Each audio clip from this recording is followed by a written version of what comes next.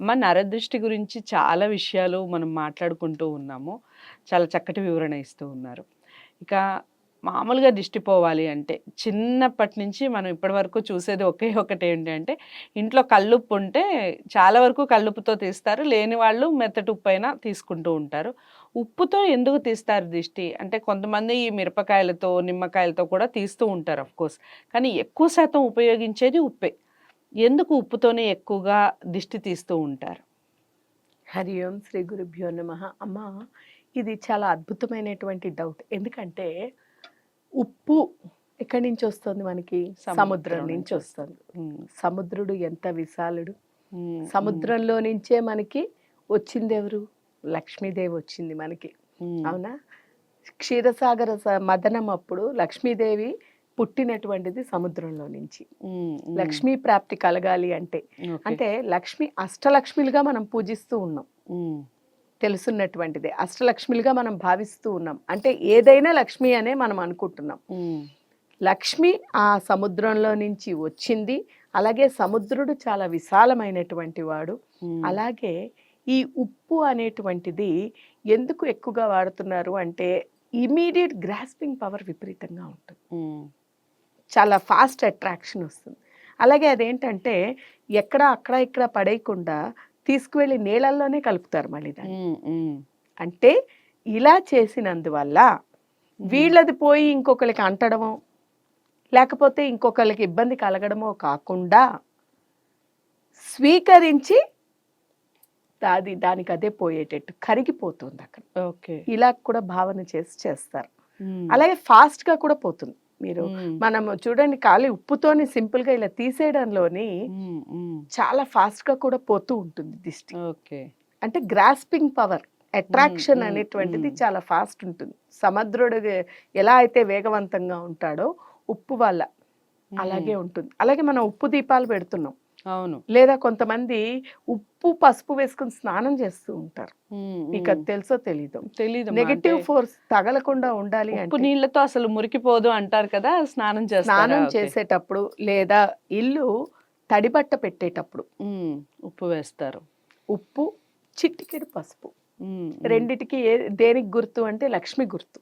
Okay, ఈ పసుపు అనేటువంటిది మనం సైంటిఫిక్ గా తీసుకుంటే కూడా యాంటీబయాటిక్ వస్తుంది. అలాగే లక్ష్మీ ప్రాప్తి. ప్రతి స్త్రీ పసుపు కుంకాలు అనే అంటారు.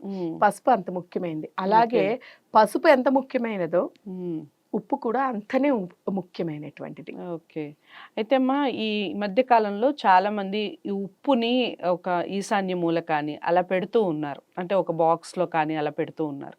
అది కూడా ఈ దిష్టి పోవటానికి సంకేతమే అంటారా? ధన ప్రాప్తికి. దిష్టి అంటే ఉప్పు తీసుకువెళ్ళి ఉప్పులోని కనుక ఇప్పట్లోనే అసలు వాస్తవంగా చెప్పాలి అంటే రాగి నాణెం గాని ఏవైనా పెట్టాలి. ఇప్పుడు మీకు ఇంట్లోని ధనానికి ఇబ్బంది అవుతోంది, ఆర్థిక సమస్యలు ఉండేటువంటి వారు ఉప్పులోని కనుక ఏమీ చేయక్కర్లేదు. సింపుల్ పరిష్కారం ఏంటి అంటే ఉప్పు, కల్లుప్పు మెయిన్. సాల్ట్ కంట కల్లుప్పు చాలా పవర్ అన్నమాట. అందుకని కల్లుప్పులోని ఇప్పుడు మనకి రాగి నాణాలు అలాంటివి ఏమైనా ఉంటే సంతోషం. లేదు అంటే కొంతమంది ఏ రూపాయి నాణెమో మీరు మామూలు ఉప్పు వాడేసుకోవచ్చు. కానీ ఆ ఉప్పు డబ్బాలో అడుగును వేసినట్టయితే అతిగా కోటీశ్వరులు అయిపోతారు అని చెప్పను. అవును, అలా అని ఇబ్బంది ఉండదు. ఇప్పుడు సపోజ్ చేతిలో క్యాష్ అయిపోయింది, రేపటి గురించి వెతుక్కోవాల్సిన అవసరం ఉండదు. ఏదో ఒక రూపంగా మనకు అక్కడ ఇబ్బందులు అనేటువంటివి కలగకుండా జరుగుతుంది. రోజులకు ఒకసారి ఇలా మారుస్తూ ఉండాలమ్మా ఉప్పుని? అలా మార్చక్కర్లు కూడా లేదు, కానీ కొంతమంది మారుస్తూ ఉంటారు. పౌర్ణమికో అమావాస్యకో అలా మార్చని కూడా అక్కర్లేదు. ఒక కాయిన్ అందులో వేసేసి ఇప్పుడు మనం ఉప్పు నిత్యం వాడుతూనే ఉంటాం. అవును, ఆ నిత్యం వాడేటప్పుడు అది అయిపోగానే మనం మళ్ళీ నింపుకుంటూనే ఉంటాం. అవును, ఇక్కడ ఎలాగైతే ఉప్పు పాత్రని అలాగే వీలైనంత వరకు ఉప్పు పాత్ర నిండుకోకుండా చూడాలి. ఓకే, మనం వాడుకునేటువంటి ఉప్పు పాత్ర నిండుకోకుండా చూడాలి. ఇది చాలా మందికి తెలియదు. ఓకే, అంటే ఉప్పు ఎంత శక్తివంతమైందో చూడండి.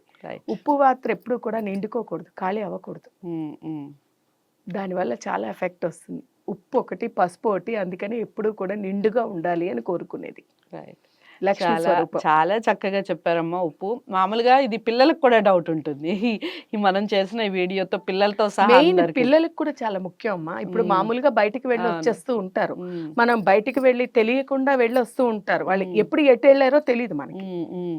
మన అసలు నడిచే తల్లి తోవలో దిష్టే ఏది ఎక్కువ జరుగుతుందో తగులుతుందని కూడా అంటూ ఉంటారు. ఇప్పుడు మనం బయటికి వెళ్ళిన తర్వాత ఉమ్, ఎక్కడ ఏముందో మనకి తెలియదు. ఉమ్, వాళ్ళు మామూలు నడిచి వెళ్ళిపోతూ ఉంటాం. ఉమ్. ఎక్కడ ఏముందో ఎక్కడ ఏం జరిగిందో తెలియదు. రైట్. అందులో ఇప్పుడు మనకు ఉండేటువంటి ఈ యాంత్రిక జీవితంలోని ఉమ్.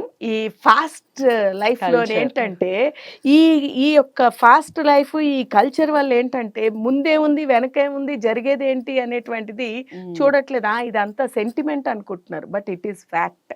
ఓకే. ఎందుకంటే నేను కూడా ఒకప్పుడు ఒకలాగా అనుకున్న దాన్ని, అందుకని రైట్. నేను అనుభవపూర్వకంగా మీకు చెప్తున్నా. రైట్. లేదు అనుకుంటే అబద్ధం. ఖచ్చితంగా అన్నీ ఉన్నాయి, రైట్. పాటించుకోవాలి. అది పాటించకుండా అందుకనే కొంతమంది తల్లులు ఇంటికి రాగానే పిల్లలకి నా దిష్టి తగిలేటట్టుందని అనుకున్న బయటికి వెళ్ళి రాగానే దిష్టిలు తీస్తారు. దిష్టి తీస్తారు. ఉమ్, ఏ కంటి కింద ఏముందో పిల్లలు ఎంత కొంతమంది చాలా యాక్టివ్ ఉంటారు. ఉమ్, ఉమ్. Hyper యాక్టివ్ గా active ఉండి చేయడానికి వెళ్ళేటప్పుడు చాలా బ్రహ్మాండంగా యాక్టివ్ గా వెళ్తారు. ఉమ్, తిరిగి వచ్చేసరికి అనకూడదు కానీ చచ్చిన శవం మాదిరి ఇలా పీనుగుల్లాగా వస్తూ ఉంటారు. అవును. ఇట్స్ ఎఫెక్ట్ ఆఫ్ నరదిష్టి.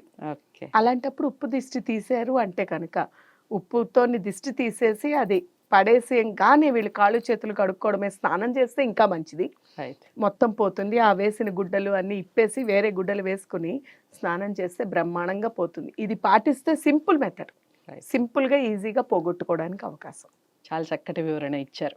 ఉప్పుకు సంబంధించి మనకి ఎన్నో డౌట్స్ ఉంటూ ఉంటాయి.